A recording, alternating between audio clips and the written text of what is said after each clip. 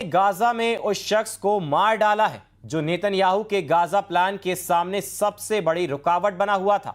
Israel के इस operation से न सिर्फ हमास को बहुत बड़ा झटका लगा है, बल्कि इजराइल के ऑपरेशन की दस्तक तेहरान तक महसूस की गई है। अब नेतन्याहू को रोकने के लिए ईरान को कुछ बड़ा कदम उठाना पड़ेगा। देखिए खास रिपोर्ट।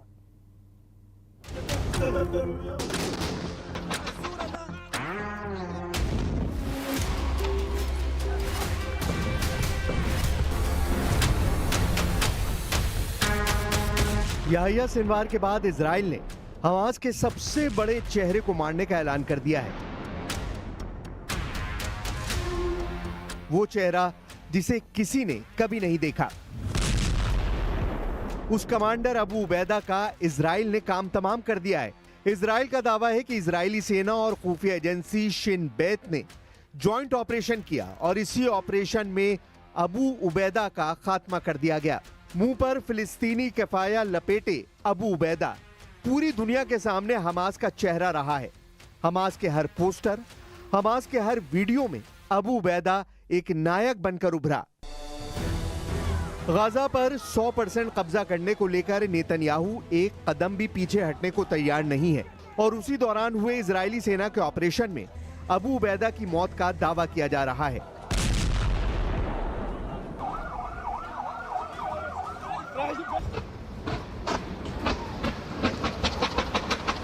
במבצע משותף נוסף, השב"כ וצה"ל תקפו את דובר החמאס, דובר ארגון הרשע הרצחני, אבו עוביידה.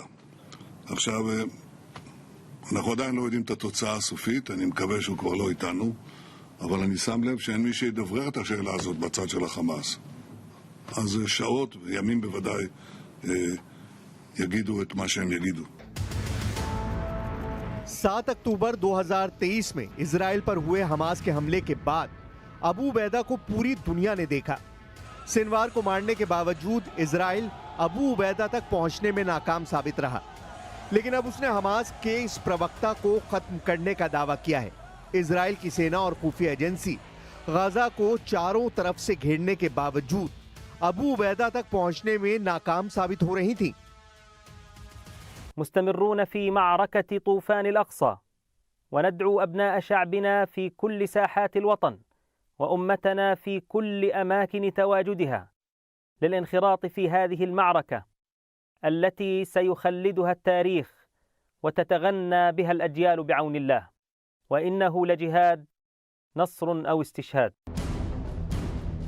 अबू उबैदा को गाजा की सड़कों पर तब देखे जाने का दावा किया गया जब भी इजरायली बंधकों को छोड़ा गया।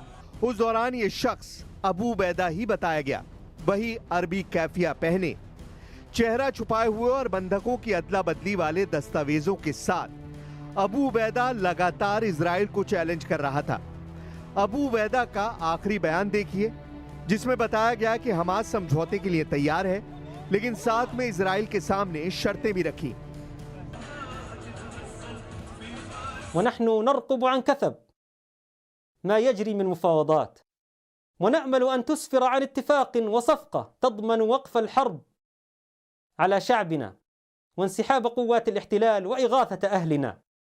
ولكن إذا تعنت العدو وتنصل من هذه الجولة كما فعل في كل مرة، فإننا لن نضمن العودة مجددا لصيغة الصفقات الجزئية ولا لمقترح الأسرى ال10। अब इजराइल के ऑपरेशन में अबू उबैदा के मारे जाने पर नेतन्याहू और उनका वॉर कैबिनेट बहुत ज्यादा खुश है। वो इसे एक बड़ी कामयाबी मान रहा है, लेकिन सवाल है कि जब सिनवार की मौत के बाद हमास का युद्ध जारी रहा और इजरायली सेना पर हमले भी जारी रहे, तो अबू उबैदा के मारे जाने के बाद क्या हमास के एक्शन में कमी आएगी? רק ביממה האחרונה חיסלנו את אחד מבכירי החמאס. לפני ימים אחדים חיסלנו את רוב ממשלת הטרור של החותי. בלבנון אנחנו מכים כל פעם שהחיזבאללה מנסה להרים את הראש. בסוריה פעלנו צבאית לפני ימים אחדים, אני לא מפרט. هذا السلاح روحنا وشرفنا وكرامتنا. من أراد أن ينزع هذا السلاح يعني أنه يريد أن ينزع الروح. नेतन्याहू को लग रहा है कि हिजबुल्लाह खत्म हो चुका है, लेकिन उनकी गलतफहमी दूर करने के लिए नईम कासिम ने अपने लड़ाकों का नया वीडियो जारी किया है। इस वीडियो में नेतन्याहू को चैलेंज करके बताया गया है कि हिजबुल्लाह युद्ध के लिए फिर से तैयार है और वो अपने हथियार किसी भी कीमत पर सरेंडर नहीं करेगा। 23 सेकंड के इस वीडियो को फिर से देखिए। हिजबुल्लाह अपनी फायर पावर दिखा रहा है। هذا السلاح روحنا وشرفنا وكرامتنا من أراد أن ينزع هذا السلاح يعني أنه يريد أن ينزع الروح منا عندها سيرى العالم بأسنا। अपना फोर्स लेवल बता रहा है। हिजबुल्लाह के लीडर नईम कासिम ने नेतन्याहू को चैलेंज कर दिया है। न हथियार डालेंगे न समझौता करेंगे, अब सिर्फ युद्ध करेंगे और लेबनान को इजराइल से आजाद कराएंगे। हिजबुल्लाह ने नेतन्याहू को ये 3 वार्निंग देकर इजराइल के सामने युद्ध के अलावा कोई विकल्प नहीं छोड़ा है। السلاح الذي أعزنا لن نتخلى عنه والسلاح الذي يحمينا من عدونا لن نتخلى عنه. لن نترك إسرائيل تسرح وتمرح في بلدنا وتقتل المقاومين وتصادر الجنوب. अचानक इजराइल के सामने 4 बड़े फ्रंट एक्टिव हो गए हैं। पहला फ्रंट गाजा, जहां 100% कब्जा नेतन्याहू का अटल इरादा है। दूसरा फ्रंट यमन, जहां सना में इजरायली अटैक के बावजूद इजराइल पर बैलिस्टिक मिसाइल फायर की जा रही हैं। तीसरा फ्रंट ईरान। ईरान की लीडरशिप ने साफ कर दिया है कि युद्ध विराम का अब कोई मतलब नहीं रहा। इजराइल से ईरान का तनाव बहुत ज्यादा बढ़ चुका है। और चौथा फ्रंट है लेबनान, जहां इजराइल चाहता है कि हिजबुल्लाह हथियार डाल दे, लेकिन हिजबुल्लाह का इरादा युद्ध का है। वो जानता है कि दक्षिण लेबनान में इजराइल का ग्राउंड ऑपरेशन फेल साबित हुआ है और नईम कासिम ने लेबनान की सरकार को अल्टीमेटम जारी कर दिया है। أخرجوا العدو من أرضنا وأوقفوا العدوان وأفرجوا عن الأسرى وابدأوا الإعمار. هذه خريطة الطريق. ثم بعد ذلك تعالوا إلى الاستراتيجية الدفاعية. लेकिन नेतन्याहू को डराने वाली बड़ी तस्वीर लेबनान या गाजा या फिर यमन से नहीं, बल्कि इजराइल के अंदर ही रिकॉर्ड की जा रही है। राजधानी तेल अवीव में ये मजमा देखिए।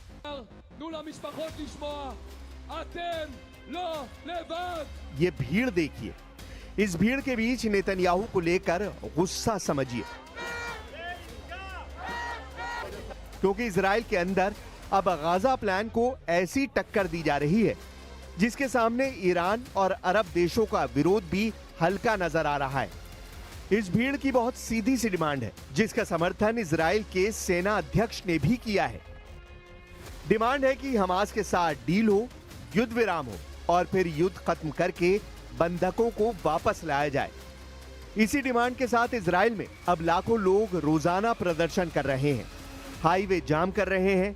बंधकों की तस्वीर लेकर ये हजारों लोग युद्ध के पीछे का असली मकसद पूछ रहे हैं। יש הצעה לעסקה על השולחן שחמאס כבר אמר לה כן. האמריקאים רוצים שהחטופים יחזרו. הרמטכ"ל אומר שחייבים ללכת עכשיו לעסקה. העם, אתם, כל אחד מכם, כאן בכיכר, במהלך היום בצמתים, בכל מקום במספרים אדירים, כולם צועקים איתנו, כולם רוצים את החטופים बबाइत। नेतन्याहू अचानक कई फ्रंट खोलकर एक तरह से युद्ध वाले दलदल में फंसते हुए नजर आ रहे हैं। मुमकिन है ये बात वो जानते हैं, लेकिन पश्चिम एशिया में तेजी से बदल रहे हालात बता रहे हैं कि नेतन्याहू एक ऐसे डेंजर जोन में जा रहे हैं जहां से निकलना इजराइल के लिए आसान नहीं होगा। ये युद्ध वाला दलदल 700 दिन का हो चुका है और इसमें नेतन्याहू उतरे जरूर, लेकिन बाहर निकलने की बजाय वो और अंदर धंसते जा रहे हैं।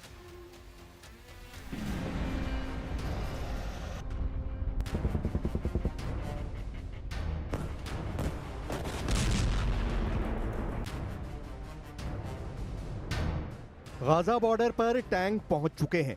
इजराइल की बख्तरबंद गाड़ियां तैनात हो चुकी हैं। आसमान में अपाचे हेलीकॉप्टर मिसाइल और गोलियां बरसाने के लिए तैयार हैं। गाजा में हमास का आखिरी बार दम घोटने के लिए नेतन्याहू का सबसे खतरनाक ऑपरेशन शुरू होने वाला है।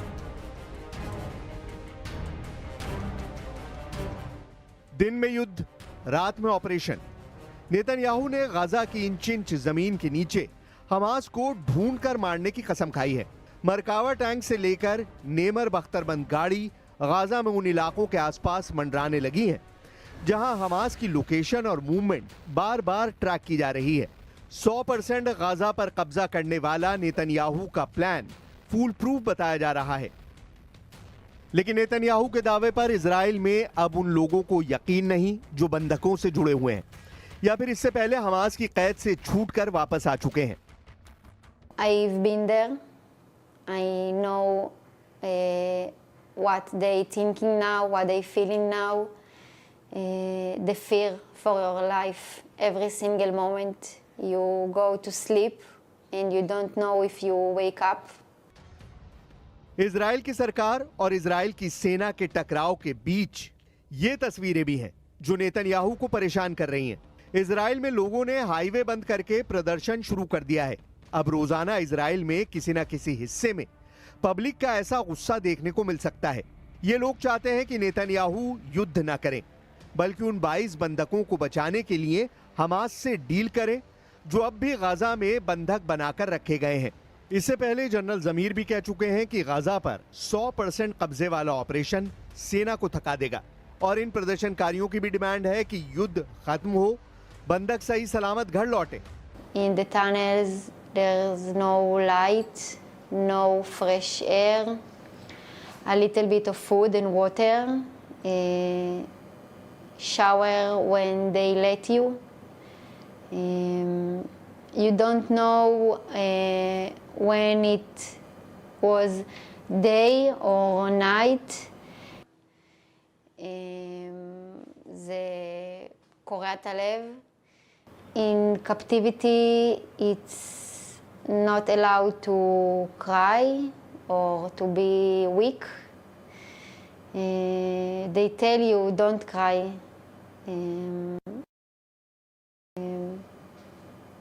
And after that, after a few times I was cry. I was realized I need to cry without sound. Hamas को लेकर अपने युद्ध को नेतन्याहू उस अंजाम तक पहुंचाना चाहते हैं जहां इस संगठन का एक एक लड़ाका खत्म कर दिया जाए। लेकिन टैंक ऑपरेशन के साथ साथ हजारों टन की बमबारी के बावजूद नेतन्याहू इसमें कामयाब नहीं हुए हैं। हमास की लीडरशिप भले ही खत्म हो चुकी है लेकिन वो 700 दिन के युद्ध के बाद भी हमास का पूरी तरह नाश नहीं कर पाए हैं। लेकिन नेतन्याहू ने अब एक साथ कई फ्रंट पर लड़ने का फैसला कर लिया है और इसे ही इजराइल के सामने 4 बड़े फ्रंट वाला युद्ध कहा जा रहा है। इसमें गाजा फ्रंट भी है, ईरान का फ्रंट भी है, लेबनान में हिजबुल्लाह से नए युद्ध का खतरा भी है और यमन के साथ लॉन्ग रेंज वाली लड़ाई भी बड़ी चुनौती बनकर उभर रही है। गाजा पर 100% कब्जा नेतन्याहू के लिए बड़ा ख्वाब है, लेकिन ईरान की लीडरशिप की तरफ से आ रहा चैलेंज भी नेतन्याहू को जून की जंग याद दिला देता है।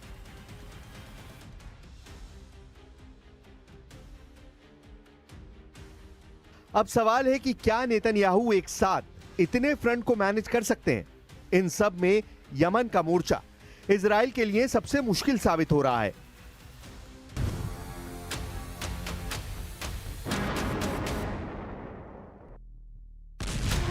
अगस्त के आखिर में इजराइल ने यमन में ऐसा हमला किया था। इस धमाके में इजराइल ने अपनी नई फायर पावर दिखाई और यमन के पॉलिटिकल नेतृत्व को खत्म करने का दावा किया, क्योंकि इजराइल के हमले में यमन के प्रधानमंत्री की भी मौत हो गई। מטרות אסטרטגיות בתימן, תקף את ארמון הנשיאות בלב הבירה צנעא, את תחנת הכוח של העיר, מכלי הדלק שהם מספקים אותה. משטר הטרור החותי לומד בדרך הקשה שהוא ישלם ומשלם. हमला यमन पर हुआ है, लेकिन इजराइल ने मैसेज ईरान को दिया है। नेतन्याहू ने बता दिया है कि ना यमन सुरक्षित है, न ईरान अपने को महफूज समझे। इस धमाके में इजराइल का ऑपरेशन तेहरान पार्ट 2 साफ साफ नजर आ रहा है।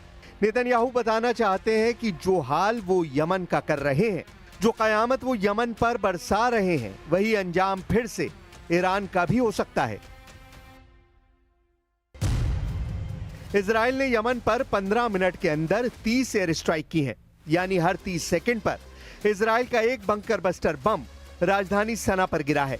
ऐसा इजराइल ने करीब 2000 किलोमीटर दूर यमन पर किया है, यानी ये एक लॉन्ग रेंज मिशन रहा जिसमें कई F-15 विमान शामिल हुए। सवाल है कि क्या यमन के बाद इजराइल अब ईरान पर सबसे बड़ा हमला करने की तैयारी कर